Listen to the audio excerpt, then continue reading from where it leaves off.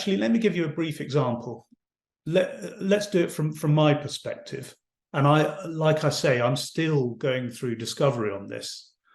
But my why is driven by the fact that my parents split up a couple of times when I was quite young, in my teens. And I ended up attaching myself to other families because they seemed kind of a bit more secure, a bit more welcoming.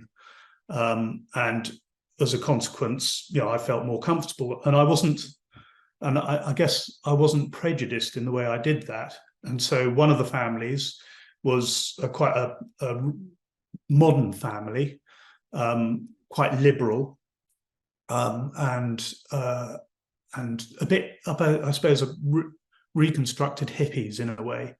So very different from what had been a very conventional upbringing with an accountant and a PA, my own parents. But then the other family I attached myself to, the father was a professional criminal. And yet they had this very secure and very welcoming and constructive family life. Both did in very different ways. So I think my why comes from wanting to understand and see the positives in anything, even the things that seem illogical. I want to try and find the positive, the constructive out of it.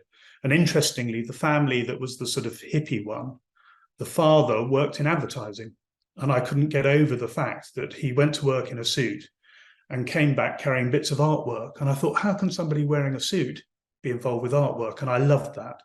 And so that's how I ended up in the industry I have.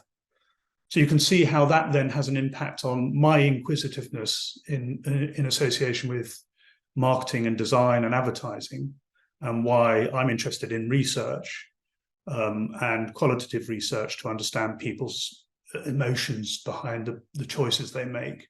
And that then has in turn had an impact on our what, which is design market research. And that kind of gives you an example of how a why can have an impact on your how and your what.